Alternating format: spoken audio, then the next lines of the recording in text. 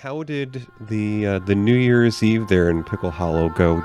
Did we lower Aunt Tappy from the barn again? It was kind of smooth sailing, and it was much warmer this year, oddly enough. So yeah, it was a very nice ceremony, very nice lowering of Aunt Tappy this year. Oh, that's good, and I hope that she remembered to wear bloomers this year. Yeah, that was alarming. Woo!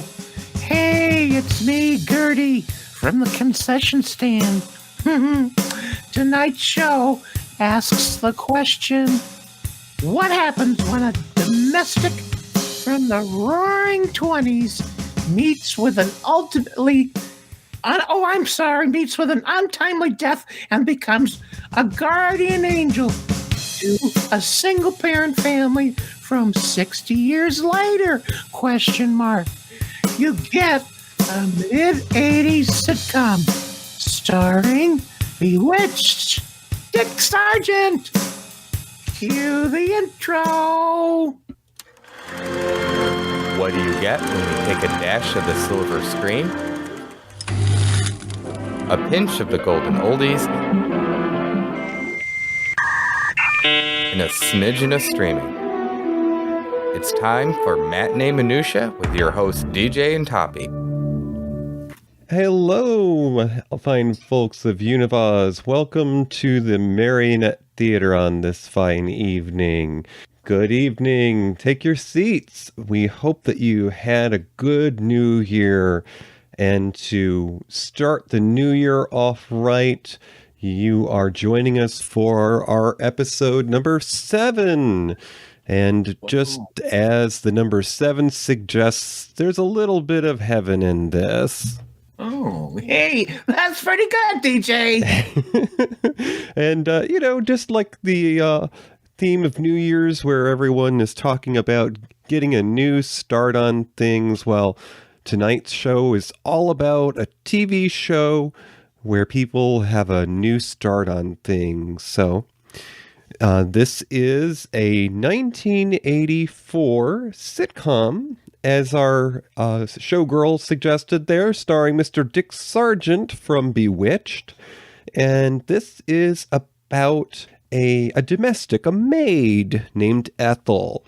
And back in the roaring 20s, well, she met with an untimely death. And, she ended up being assigned to a family in the 80s of all times, 60 years later, after they've lost their mother recently. So, right, and being reassigned, she's reassigned by the powers above, the heavenly hosts above, as an angel to basically save a family on Earth. And this is to what, DJ? What is she trying to earn? She's trying to earn her wings, like of course, like everyone in all the movies. And I don't think there's any bell ringing though.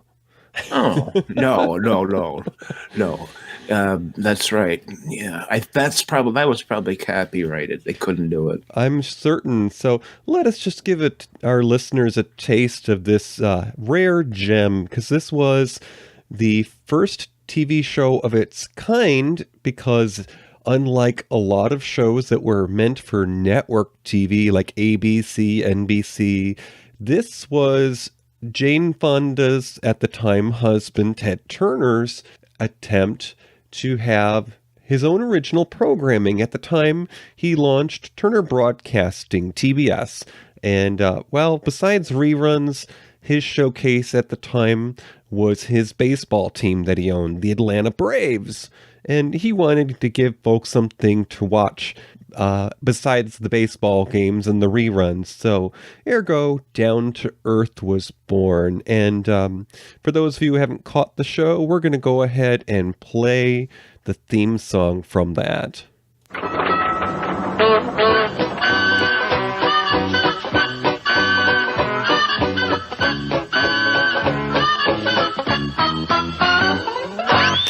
Back in the days of Valentino, we know a maid named Ethel was so bright and alive. Wackadoo, wackadoo, wackadoo. But she was struck down by a trolley. Golly, said goodbye in 1925. Ethel in heaven awaited patiently to earn her wings and be an angel fancy-free. 60 years later, the opportunity to help a family came through. Boop, boop, boop, da-doo, 23 skidoo. Back down to earth to teach the Prestons lessons. Richard, Lissy, Dwayne, and JJ too. Now she must be a 1980s lady. Down to earth, it's so angelical. Down to earth, it's quite a spectacle. Down to earth, it's just hysterical. She's down to earth. Down to earth. Down to earth. Ooh, could not like that theme song. Oh my lord. Now, Go ahead. oh, so quite interestingly, the theme song and the premise of the TV show, so the creator of the show was a songwriter himself, or at least at the time he was just newly getting started. Now, some of you may be familiar with this artist, Mr. Sam Harris, and he was discovered on Star Search, which I believe that was hosted by Ed McMahon, correct? Yes, it was. And Sam Harris became famous for performing one of the most well-remembered performances of Over the Rainbow from The Wizard of Oz. Now, in more recent years, Mr. Harris has had several albums of his own, and he has been just a fixture of present-day theater productions and has been happily married for some 20 years now to his husband. And anyways, we will get back here to the 80s, Toppie. Yeah, and before we do that, let's welcome people in the chat room. Excellent idea. Now, I think when we started, you saw someone was listening. We didn't see him in the chat room, and I think I found him briefly anyways. Mm-hmm. And he's joined us before, but he's not. It's however Marin Gertz, Marin. Oh, okay. And it's just that he has not clicked on the Discord icon for our show, so he's hanging out in an area of the chat room where there's nobody in at the moment. Okay, he may be in the general room. Yeah. Okay. Well, folks, if you're joining us for the first time, when you first arrive on Discord, I like to call it the lobby. You're in the general room. So if you don't see anyone else typing out in the chat room, go ahead and look down on the menu there, and you'll see a room that's labeled as Matinee Minutiae. That's the name of our show. Right. I think that'll do it. And so you were saying that we have a few people that have joined us this evening, Toppie. Would you like to read the roll call? I'd love to. We've got a couple regulars. We got our pal Tommy from New York. He's listening, and so is a friend of the shoe, Matthew Burlingame from Chubb's Gone Wild. Yay! And I do believe that my dear sweet hubby Billy is also with us. And it looks like we have a first-timer in the chat room as well. A friend of Hunt Cubs, Mr. Brent, is with us. Oh, Brent. Hey, Brent. Great. Glad you're here. So we have arrived at the part of the show where we kind of set the stage. We tell people about what's going on in the world, and we're going to do this a little bit different. We're going to try to save some time to talk about the rest of the show. So I'm going to try to do this in 30 seconds. Are you ready, Mr. Smellie? Whoa. All right. Okay. Good luck with that. Here we go. So the world in 1984, AT&T, American Telephone and Telegraph, is found to be a monopoly, and its divisions are separated. No more Ma Bell. Michael Jackson wins 8 Grammys that year. The Soviet Union, the USSR, boycotts the Summer Olympics in Los Angeles. I do believe the U.S. Boycotted the Olympics that was in Moscow the winter before. Vanessa Williams becomes the first Miss America to resign once nude photos were discovered in Penthouse. And then Catherine D. Sullivan becomes the first American woman to complete a spacewalk. And just the last couple of items, Ronald Reagan wins re-election, getting him a second set of 4 years. And then just to finish out here in 1984, to put things into perspective, the celebrities that entered this world at that time were Saturday Night Live's Kate McKinnon. We have actress Mandy Moore. We have America Ferrera, who is known for Ugly Betty and a new show called Superstore about the retail world. We've got Mr. Mark Zuckerberg, who is the founder of Facebook, Katy Perry, the pop singer, and Scarlett Johansson. So that was a little over 30 seconds, but that was a good first try. Hey, very well done. Thank you, DJ. When did you say this debuted on TBS?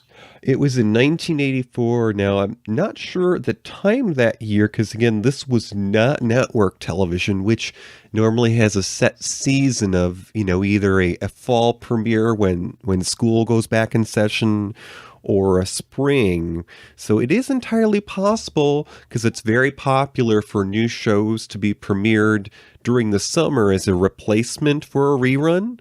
And I wouldn't put it past Ted Turner to do that, because if you're trying to be unique and original, that's the perfect time to do it. Yeah. And I where were you in 1984? What part of your life were you in? Oh, I was just a wee one. I was repeating the first grade because I had allergy problems and I had to have ear surgery.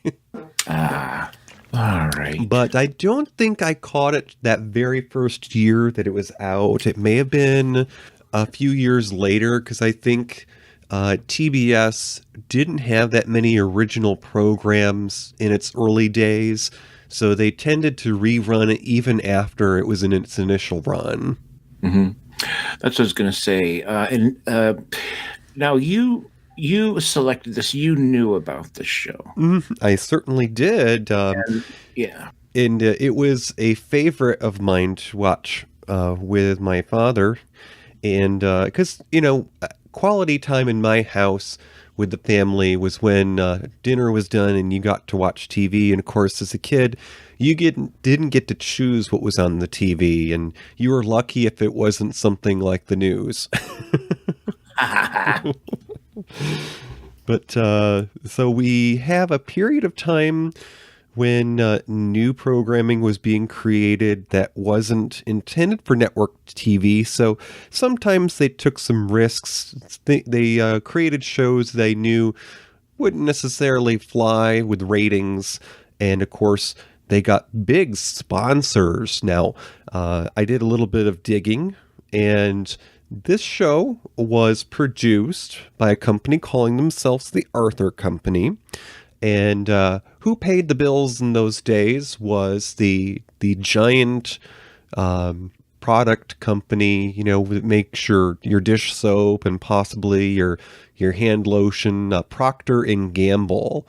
And in an article I read, it was actually mentioned, because they're, when you're paying the bills, you kind of brag when you save some money.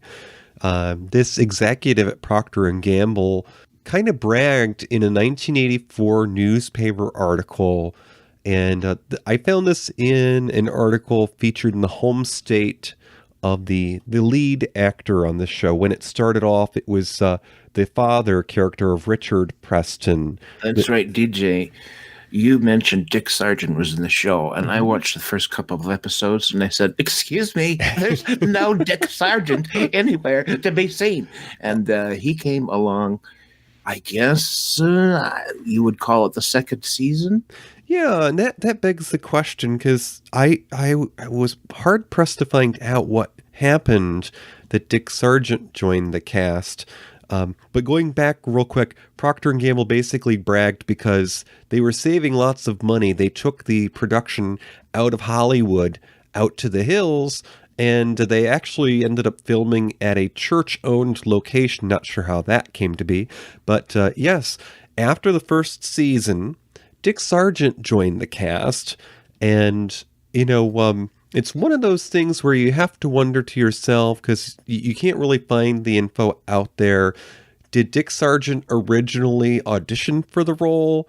And, his schedule didn't let him film the first season, and they just held on to the role and said, hey, let's put you in this. Or was the show okay after the first season, and then they said, whoa, we could have Dick Sargent. Bye-bye, Steven Johnson. We've got a bigger name. Yeah, I was also not able to find the reason for this replacement. I'm just going to just total guess, folks. Don't know if this is true, but the actor who played the first father, well, it was like the weakest link, one of the weakest links about the show. And I have a feeling that maybe when Procter and Gamble took over, they said, let's can this guy. And they thought of Bewitched, and they said, remember on Bewitched when they got rid of Dick York and brought in Dick Sargent? Well, let's do that. And so they brought in Dick Sargent, who, really was much better in the role. Now, it's also entirely possible, and of course, the best thing about trivia is that we can kind of walk on the breadcrumbs of rumors and wanderings of our minds. But because, people in entertainment industry, tend to network and move in circles, one has to wonder if Dick Sargent was brought in because of Mr. Sam Harris, because Sam Harris, who basically created Down to Earth, was a homosexual gentleman. And it was quietly kept that Mr. Dick Sargent was a member of the community. It wasn't until later that he publicly came out, but his last partner is a gentleman that he came to know just a year before Down to Earth was off the air. So it's possible they just may have bumped into each other at a party, and Sam Harris said, hey, I've got this part, and you would be great for it. Are you there, Toppie? Sorry, I'm here. Okay. I heard everything you said, and what I said that you didn't hear was, no kidding, that's interesting. I had not heard that, but that sounds completely like that's exactly what may have happened. Yes, so there's quite a bit on this show here. Now, also to kind of, put things into perspective, even though this was one of the first original programs for cable television, unbeknownst to possibly many, cable TV had been around for a while before. Now, cable TV first came into existence in 1948. So, just after wartime. And some of the first communities in America that had cable television were in the mountains of Pennsylvania. Mm-hmm. And basically, the purpose of cable in the early days was to bring the over-the-air antenna signals to homes in the mountains that couldn't receive it. So they were wired and basically got the signals that they couldn't in town. Right. So imagine this, folks, if you can. The cables originally were not many, and they would have the antenna that got the signal, and then they wanted to boost that signal to the folks living in the area. And in places like Pennsylvania, where there's lots of hills and valleys, that's a problem. So they would build another antenna and then cable the sound from one antenna to the other. And that's how it was first used. And it wasn't too much later that they actually started bringing the cable down right into people's homes. But first, cable was just antenna station to antenna station. Which, if you think about it, is kind of odd, because I grew up out in the country, and it didn't seem like too many people I knew had cable at first. It seemed like that cable was more of a city folk kind of thing. I don't know about you. Well, it's really interesting about that because here in Pickle Hollow, we're nothing if not hills and valleys. And so we were also one of the earliest adapters of cable. And it was so long ago that it was still something people were getting over the antenna. And then very entrepreneurial type people were able to get into this cable business if they had the money to invest in the equipment and stuff. Here's the funny thing, is that early on, the technology wasn't exactly complicated, and lots of people who were good at electronics could figure it out. Consequently, a cable company would start up and start providing people with cable and cable boxes to get the signal. But at the time, they weren't scrambling, and a lot of folks sort of figured out the technology, made their own cable boxes, and went around selling them to people and doing the connection themselves. And so it took a while for that kind of thievery and hijinks to stop, but it went on for a while, and then they started scrambling the signal, and then it just became more complicated for people to do that. But I had a relative that actually made a lot of money by just hooking up people to the cable unbeknownst to the cable company. Yeah, I remember those days, and we only had basic cable in my household for most of the year, but during the winter, that was the special treat because, Mom felt bad for Dad. He couldn't be in the outdoors doing the yard work or anything, so during the winter months, he was allowed to have HBO, and that's when I got to watch Fraggle Rock and such, but I remember the cable company having to come out to the pole, and they had to take out the scrambler on the line so that we could get HBO during those winter months. Mm-hmm. Yeah. But also in 1984, when Down to Earth was new on TBS, there were a handful of other shows on network television that to this day are sort of staples of that time frame. Now, on CBS, you had Kate and Allie, which I do believe ran 4 or 5 years and starred some Saturday Night Live talents. We also have on NBC, you had the A-Team. And then on NBC, also you had The Cosby Show. So some, facets of that time. And certainly Down to Earth is a show that makes use of the trope of the hired help, the domestic, the maid. And that seems to be a fairly popular theme in American television because, when the family is doing good for themselves, they can afford to hire someone on. Case in point, like the Brady Bunch, you have Alice to help out the burgeoning family there.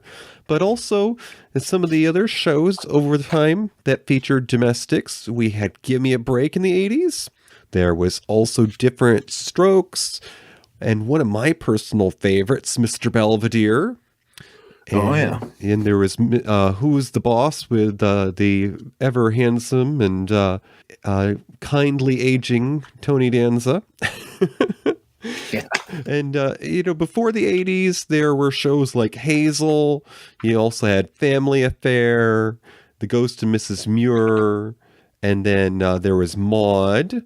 And the interesting thing about Maude was the actress that played their housekeeper later on was on Good Times as the mother.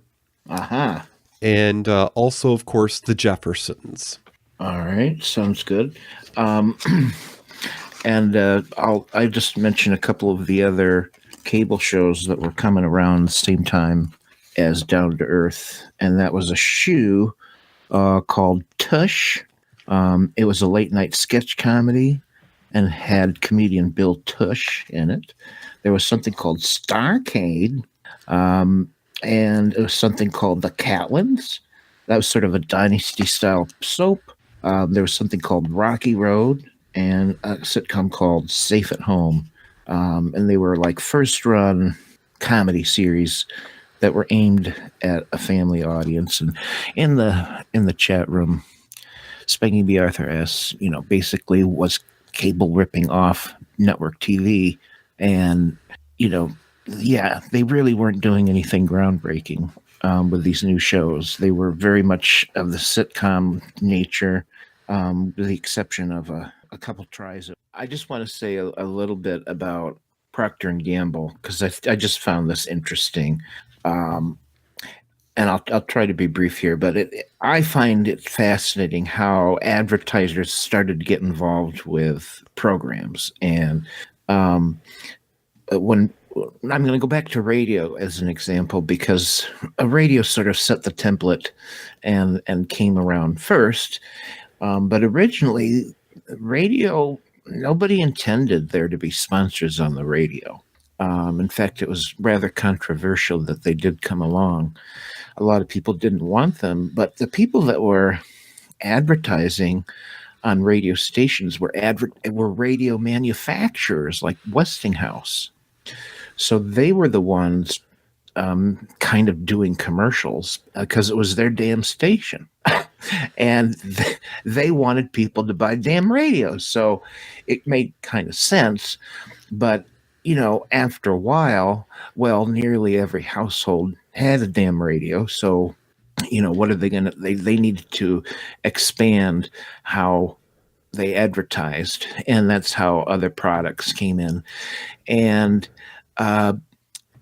Billy, I'm sorry, DJ, I sent you a clip. Mm-hmm. And what first came around were spot advertisements, where you would just hear someone talk about a product.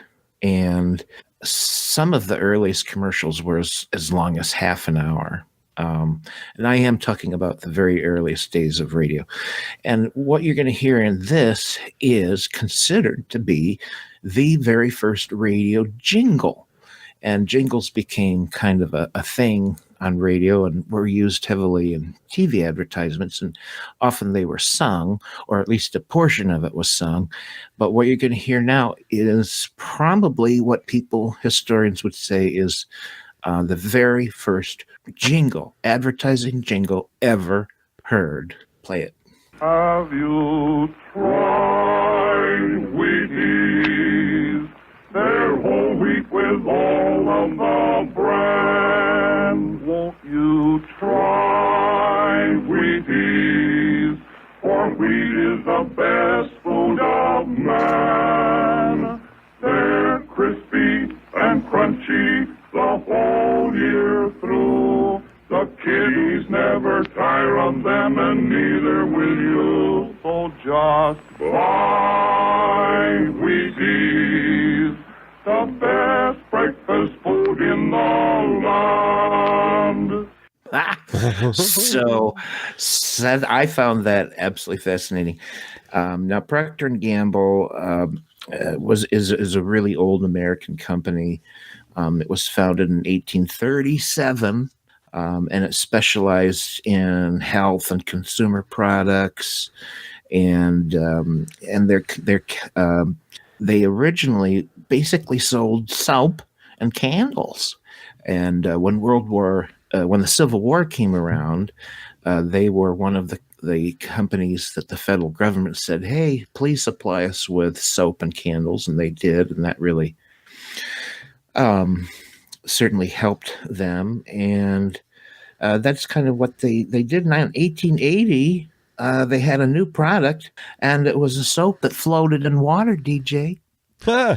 All the other soaps would sink to the bottom of the tub, but their advertising slogan was, "It's the soap that floats."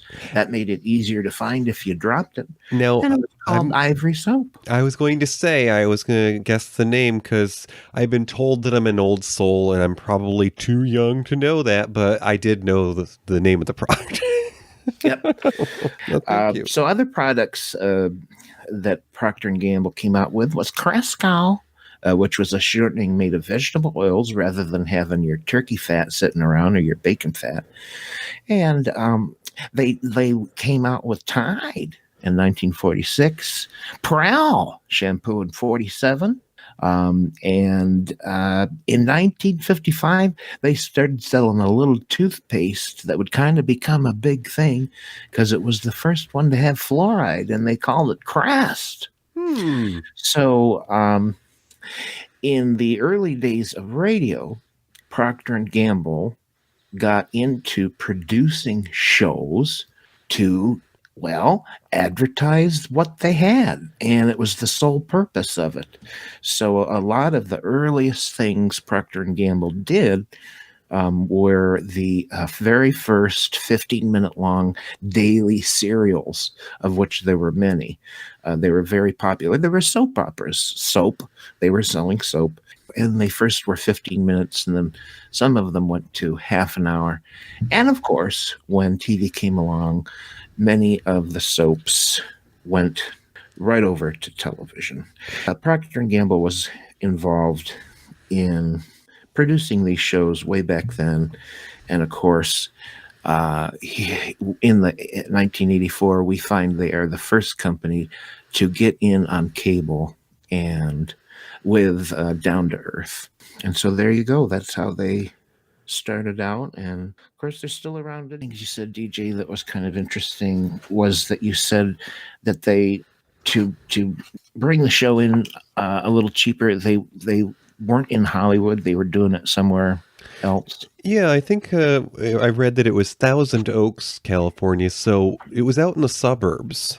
All right.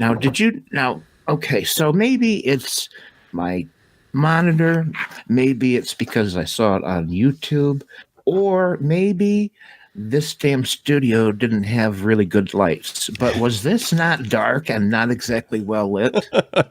Yeah, I certainly think that it may not have had the biggest or the big budget that the network shows did. So there were some shadows in those sets. And I don't know about you, but when I watched that show, it was hard to tell what kind of a place the family lived in. Because when the exterior shots, came into the show, when you started an episode or you ended an episode or came back from commercial, you saw this beautiful house, but you weren't sure if it was a duplex or if it was a townhouse. And then when you got into the set, it looked like a condo, like something that would have been a spin-off of the Golden Girls.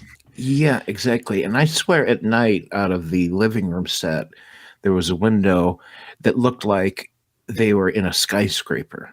So I don't know. But there were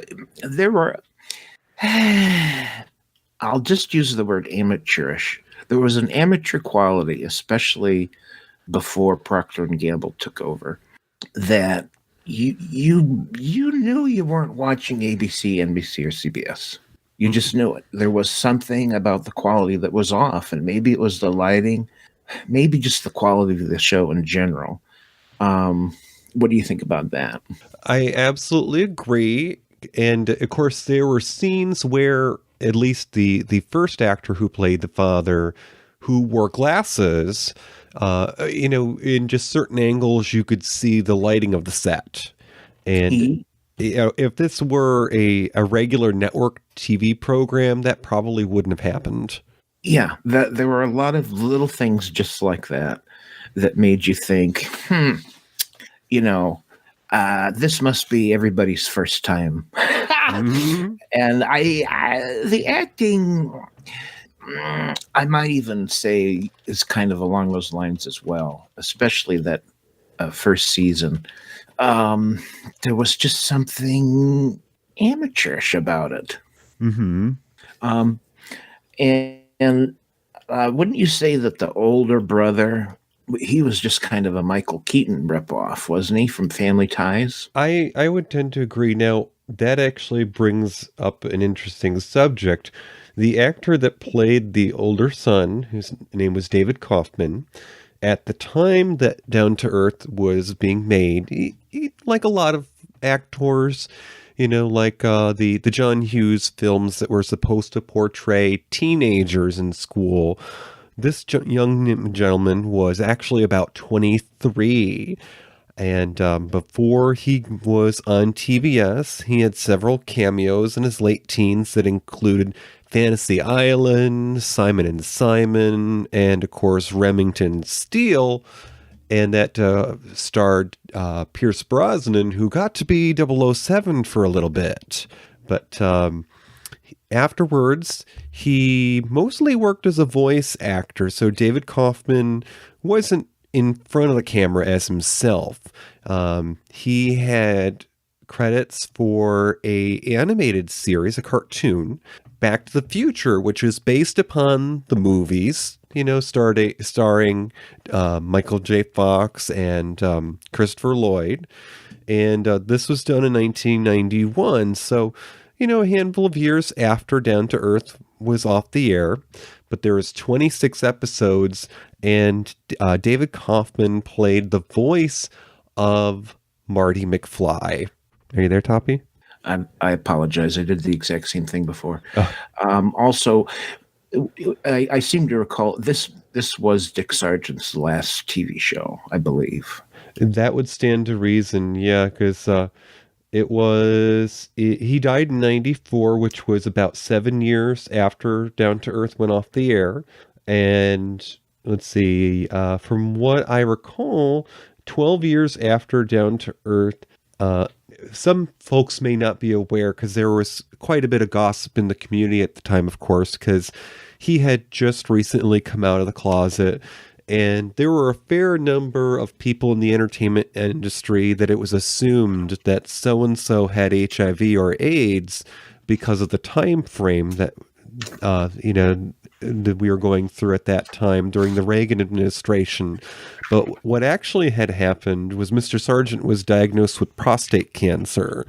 And back in those days, the treatment plan for those who have cancer was much more a grim prognosis. So he only survived for a few years after his prostate cancer, but he had a magical time with Elizabeth Montgomery, his co-star from Bewitched, because he and she got to serve as grand marshals at the LA Gay Pride Parade.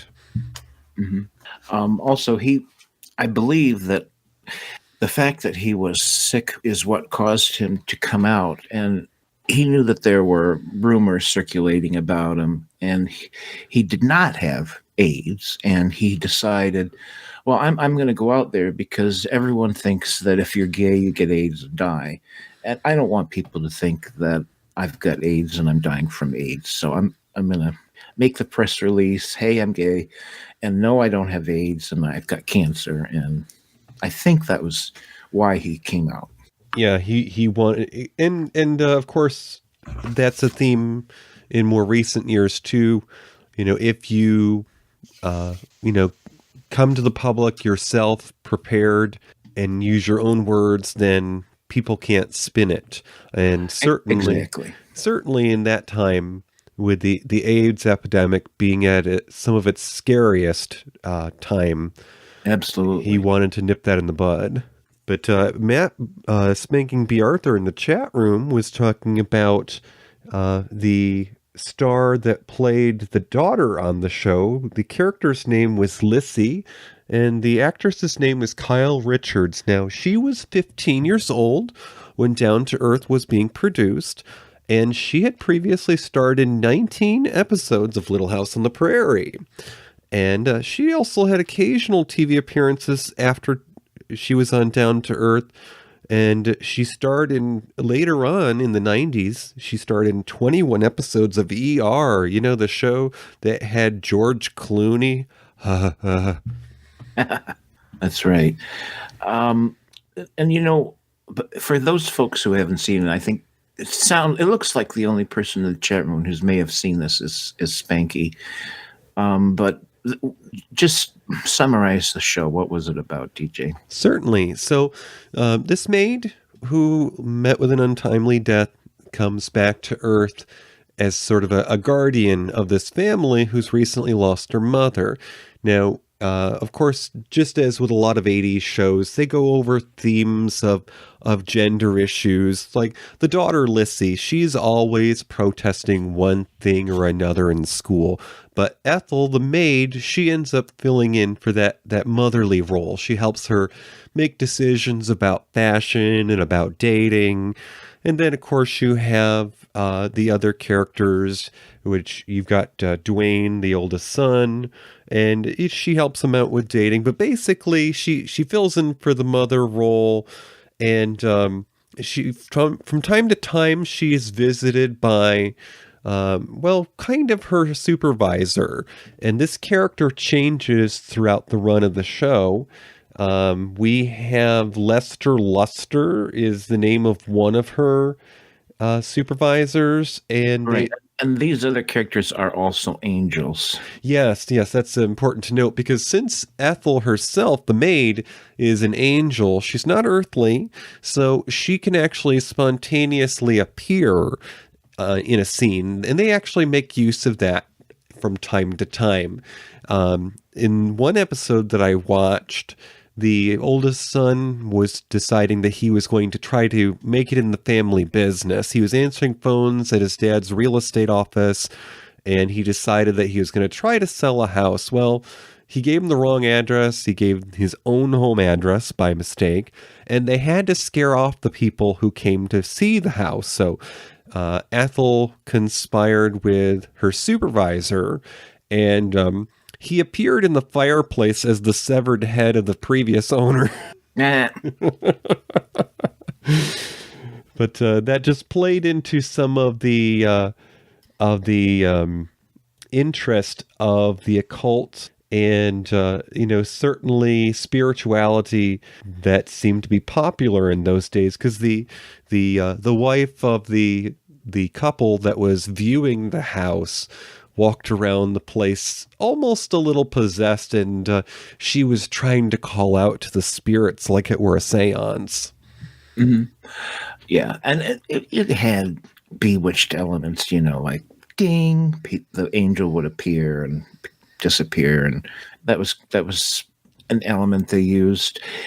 It was, and basically, because she's an angel and because she's lived in another era, she is kind of like trying to help the single dad with his 3 darling children and keep them well adjusted. And she's trying to,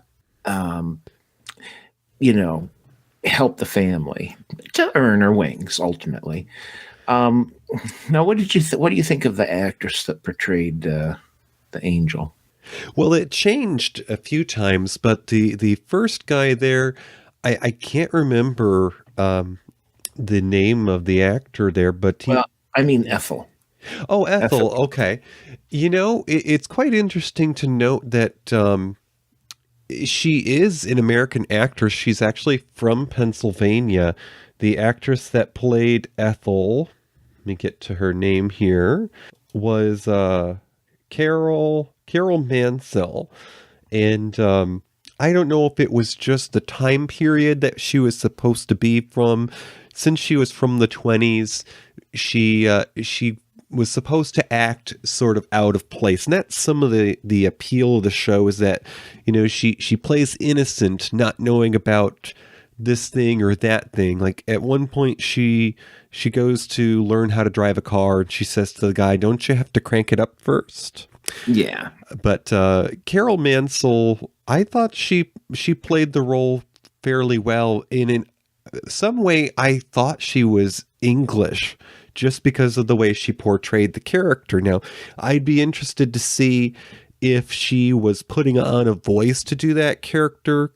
I think she was. Yeah, because it seemed rather youthful. Yeah, she was doing a little bit high pitch. She was trying to be like a flapper, and like I can't think of the actress's name, but it would have been early on, for perhaps the time of what's her stuff that Marlena.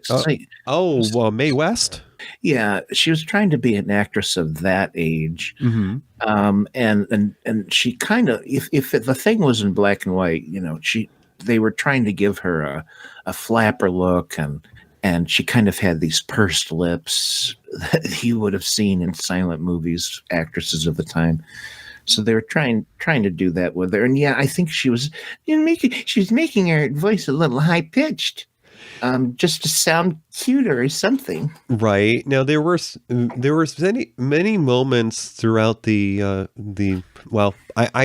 tried to cram in a bunch of the show, so I probably watched about a dozen, not quite the whole first season, but there were several moments throughout that first season where her character really stood out in a good way. And I think that this was probably, something that challenged the actress, because at one point she was trying to play hard to get. The father was going to go to a wedding, but she had walked into the conversation, so she didn't know all the details. She thought the father was dating someone and was going to propose. Come to find out, he was actually just the best man, and he was holding on to the ring. So she puts on airs trying to pretend that she's too good for him, and he walks into her bedroom to try to talk to her, and she's doing her best impression of Lucille Ball. Yeah. And you cut out there again, Toppie. Am I back? Yep, you are. Okay. What that plot you just described, okay, I didn't see that episode, but that plot describes an episode I did watch. So they reused that same gag. And in the one I saw is she was a business associate of the father was suddenly interested in her, and she played hard to get because she was told by another angel that, of course she couldn't marry the guy. Oh, yeah. And so she had to pretend to be loose, and she tried to be a woman of loose morals so that the guy would get turned off. And in that one, it wasn't Lucille Ball she was trying to be. She was trying to be Mae West, and she tried to talk like Mae West, and the actress, in my opinion, really did a bad job trying to be Mae West. At any rate, so they recycled that plot at least once. The show went for what? 4 years? Yes. And actually, I think I caught that same episode as well. And it's interesting to note that in that circumstance, she ended up running into, the adult version of someone who she had worked for.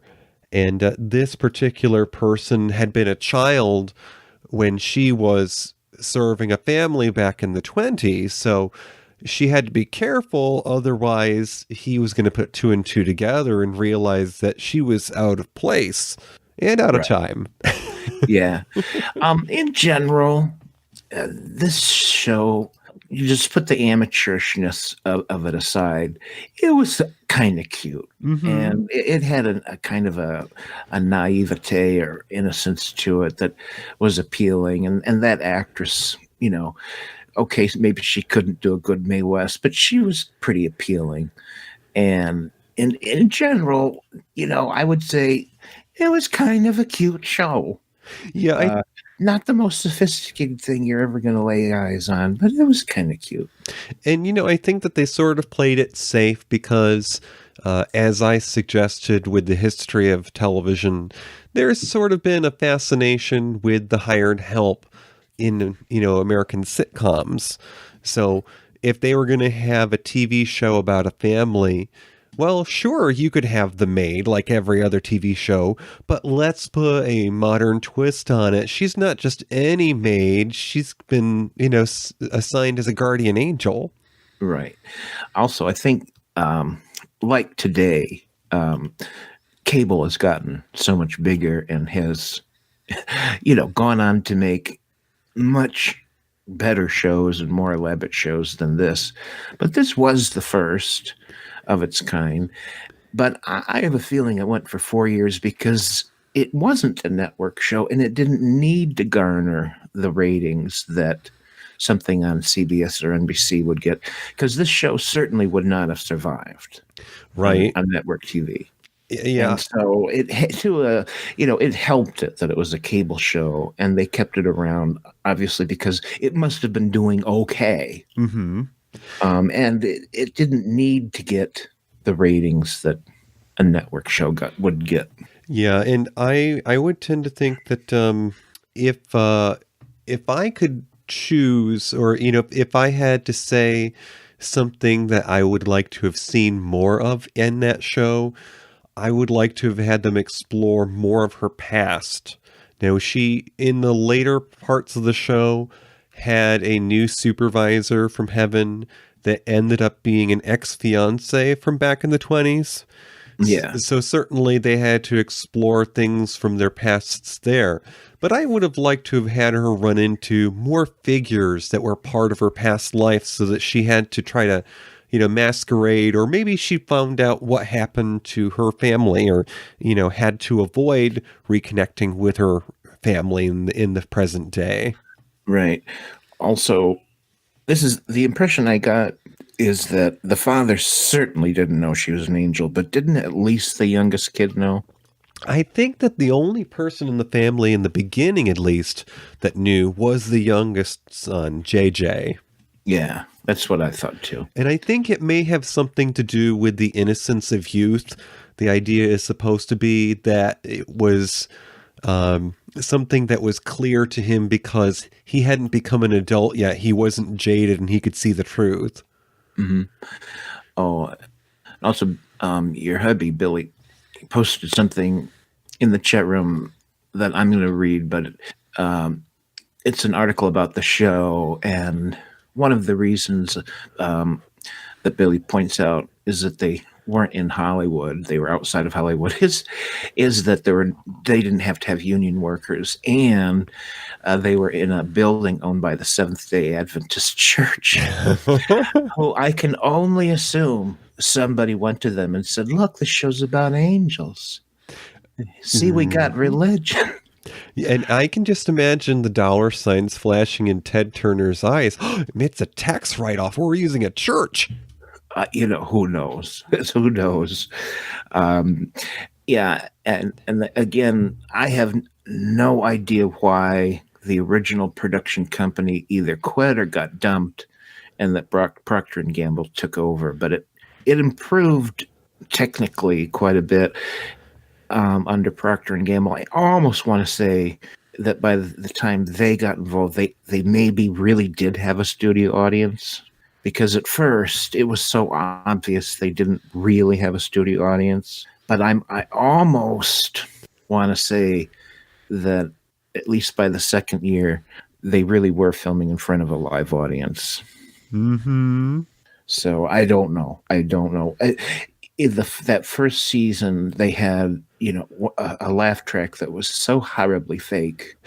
And maybe all Procter and Gamble did was bring in a better laugh track. I don't know. I don't know. So we're at that part of the program where we talk about how much we liked it or didn't like it. So now I will say to the listeners that unlike a lot of TV shows from that time frame, this hasn't been released on DVD. It wasn't even a Time Life special. So, maybe the fine folks at the oddball warehouse there called Shout Factory might eventually give us a season or two. But Toppie, if this were available on DVD and you were, out in your cabin in the woods, would this be in your overnight bag? No. No. No, I'd be very happy to watch what I can on YouTube, which is how I saw it, and probably how, if you're going to watch it, that's probably where you're going to have to see it. What about you? Well, I probably would pass it up too, but if it were in the thrift store, I might pick it up. Right, if it was in the $5 bin. No, this is how I envision the packaging. They'll release the first season and no one will buy it. And then they'll release the second season and people say, hey, it's got Dick Sargent in it. It can't be that bad. Yeah, could be.